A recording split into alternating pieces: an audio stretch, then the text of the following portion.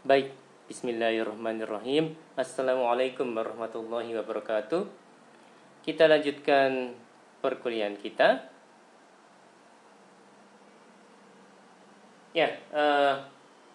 Topik pada perkuliahan kali ini adalah analisis pendapatan nasional dalam perekonomian 3 sektor. Dengan subtopiknya adalah aliran pendapatan dan syarat keseimbangan, kebijakan fiskal dalam perekonomian, jenis-jenis pajak, pengaruh pajak terhadap konsumsi dan tabungan, pengeluaran pemerintah, keseimbangan PN dalam perekonomian 3 negara. Yang berikutnya adalah masalah ekonomi makro dan kebijakan fiskal. Materi ini saya dapatkan dari internet dengan sumbernya adalah sebagai berikut. Baik, masuk ke subtopik yang pertama, aliran pendapatan dan syarat keseimbangan. Aliran pendapatan, aliran pembayaran pajak yang merupakan sumber pendapatan bagi pemerintah. Jadi pemasukan pemerintah berasal dari pajak ya, Mas dan Mbak ya. Dan yang berikutnya, aliran dari sektor pemerintah ke sektor perusahaan. Aliran pendapatan dari sektor pemerintah ke sektor rumah tangga, pembayaran pemerintah sebagai penggunaan faktor-faktor produksi yang dimiliki rumah tangga. Syarat keseimbangan, jenis permintaan dan pengeluaran agregat meliputi konsumsi rumah tangga, investasi perusahaan, dan pengeluaran pemerintah untuk membeli barang dan jasa. Jadi keseimbangan perekonomian 3 sektor. Jadi ada government ya. Jadi ada pemerintah dalam hal ini. Penawaran agregat sama dengan permintaan agregat.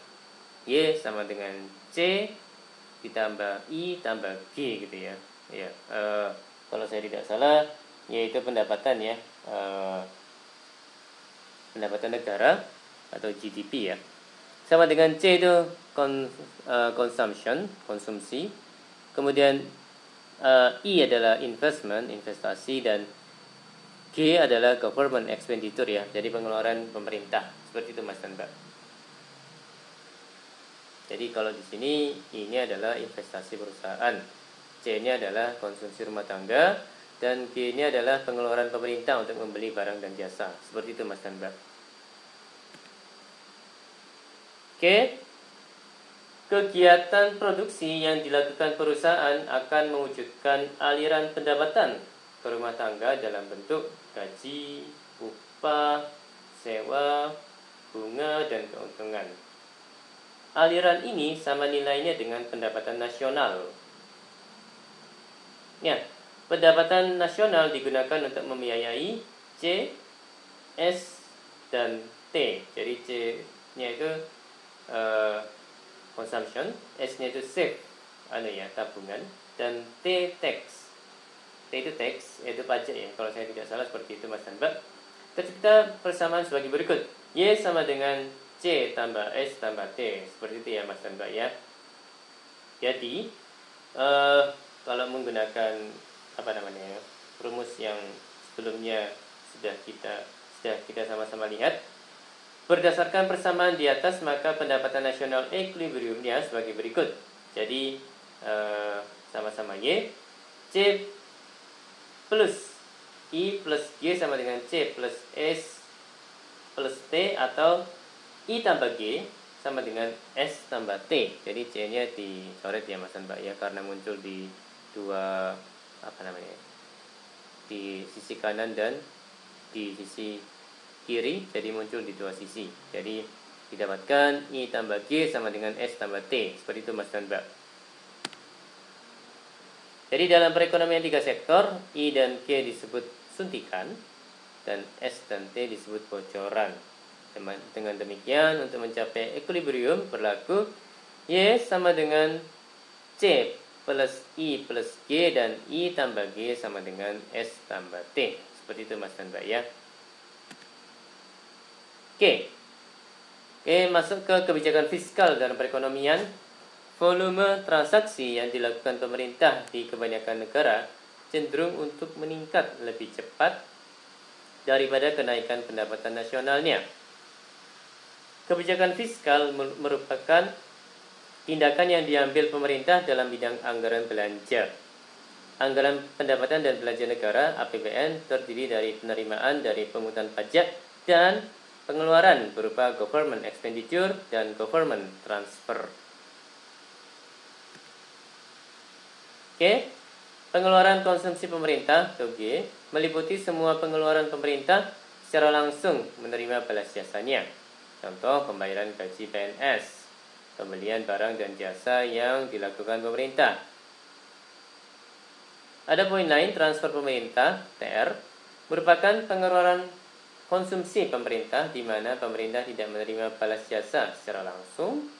Contohnya adalah sumbangan pemerintah terhadap korban bencana alam, pembayaran pensiun PNS, subsidi dan beasiswa. Seperti itu Mas dan Mbak. Ini masuk di government expenditure kalau saya tidak salah. 2 poin ini. Oke, masuk ke jenis-jenis pajak. Pungutan pajak dari rumah tangga dan perusahaan digunakan untuk membiayai pengeluaran pemerintah. Jadi ada pajak langsung, jenis pungutan pemerintah secara langsung dikumpulkan dari wajib pajak, dan pajak tak langsung. Pajak yang bebannya boleh dipindahkan kepada pihak lain seperti pajak impor. Bentuk-bentuk pajak pendapatan, sistem pajak dibedakan sebagai berikut. Yang pertama, pajak regresif, yaitu sistem pajak yang persentase pungutannya menurun apabila pendapatan yang dikenakan pajak menjadi bertambah tinggi. Yang kedua adalah pajak proporsional, pungutan pajak yang tetap besarnya pada berbagai tingkat pendapatan. Contohnya adalah pajak pendapatan 10%, jadi proporsional ya, tetap harganya walaupun gajinya level gajinya beda-beda, tapi pajak pendapatannya 10%. Pajak progresif, pungutan pajak dengan persentase bertambah apabila pendapatan semakin meningkat. Jadi seperti itu ya Mas dan Mbak ya. Jadi efek pajak ke atas konsumsi dan tabungan dalam 2 sektor pendapatan nasional sama dengan pendapatan nasional sama dengan pendapatan disposable. Ketika terdapat pajak, maka pendapatan disposable menjadi lebih kecil dari pendapatan nasionalnya. Jadi ya ini ya, kalau dituliskan dalam bentuk rumus, YD sama dengan Y dikurangi T, ya karena dikurangi dengan T gitu ya, makanya pendapatan disposable menjadi lebih kecil dari pendapatan nasionalnya. Pendapatan nasionalnya Y ya Mas dan Mbak ya. Penurunan pendapatan disposable akan mengurangi konsumsi dan tabungan rumah tangga. Hal ini dikarenakan pajak yang dibayarkannya mengurangi kemampuannya untuk melakukan pengeluaran konsumsi dan menabung.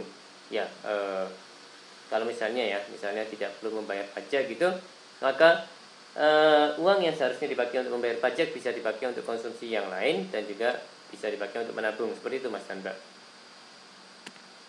Oke, analisis pengaruh pajak terhadap konsumsi dan tabungan dibedakan sebagai berikut. Pengaruh pajak tetap ke atas pengeluaran konsumsi dan tabungan.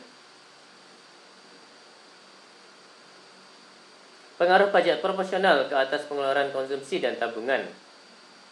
Ya, perhitungan yang menunjukkan hubungan antara pajak, konsumsi dan tabungan ditunjukkan seperti halaman 156 sampai 160 di bukunya Sadono Sukirno ya Mas dan Mbak ya. Oke, masuk ke pembahasan kecenderungan mengkonsumsi dan menabung. Kecenderungan mengkonsumsi marginal MPC adalah rasio di antara pertambahan konsumsi dengan pertambahan pendapatan disposable. Jadi MPC sama dengan delta C, ya pertambahan konsumsi atau selisih konsumsi ya, dibagi dengan delta YD, jadi selisih pendapatan disposable. Kemudian MPCY adalah rasio di antara pertambahan konsumsi dengan pertambahan pendapatan nasional. Ya, rumusnya MPCY sama dengan delta C dibagi dengan delta Y. Kecenderungan menabung marginal MPS adalah rasio di antara pertambahan tabungan dengan pertambahan pendapatan disposable. Jadi MPS sama dengan delta S dibagi dengan delta YD. MPSY adalah rasio di antara pertambahan tabungan dengan pertambahan pendapatan nasional. MPSY sama dengan delta S dibagi dengan delta YD. Dan MPSY sama dengan 1 dikurangi B dikalikan dengan 1 dikurangi T. Seperti itu Mas dan Mbak.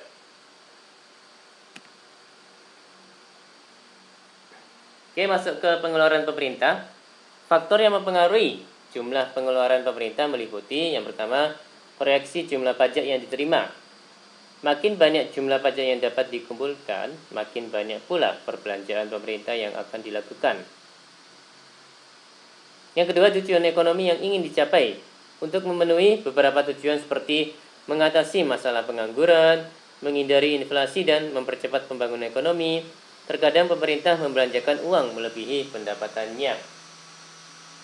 Dan yang poin ketiga, pertimbangan politik dan keamanan. Kekacauan politik, perselisihan antar golongan masyarakat akan meningkatkan perbelanjaan pemerintah sangat besar. Seperti itu Mas dan Mbak. Ya, masalah makroekonomi dan kebijakan fiskal. Keadaan yang mungkin dialami oleh perekonomian antara lain adalah 1. Mencapai tingkat konsumsi tenaga kerja penuh. Keadaan ini tercapai ketika AE sama dengan AEF, di mana AE adalah pengeluaran agregat, di mana AE adalah pengeluaran agregat sebenarnya dan AEF adalah pengeluaran agregat yang diperlukan untuk mencapai tingkat konsumsi tenaga kerja penuh. Ya, ini bisa dilihat di bukunya Sadono Sukirno ya, Mas dan Pak ya. Kemudian menghadapi masalah pengangguran terjadi ketika pengeluaran agregatnya AE di bawah pengeluaran agregat yang diperlukan untuk mencapai tingkat konsumsi tenaga kerja penuh. Ya, ini juga bisa dilihat di bukunya Sadono Sukirno. Kemudian yang ketiga, menghadapi masalah inflasi terjadi ketika tingkat kegiatan ekonomi melebihi tingkat konsumsi tenaga kerja penuh dan berlaku inflasi. Ya, bisa dilihat juga di bukunya Sadono Sukirno. Baik, ini ada beberapa latihan ya. Ada latihan 1, latihan 2, dan latihan 3. Dipersilakan jika ingin tertarik untuk mengerjakannya. Baik, demikian dari saya. Mohon maaf kalau ada kata-kata yang salah. Terima kasih atas perhatiannya. Wassalamualaikum warahmatullahi wabarakatuh.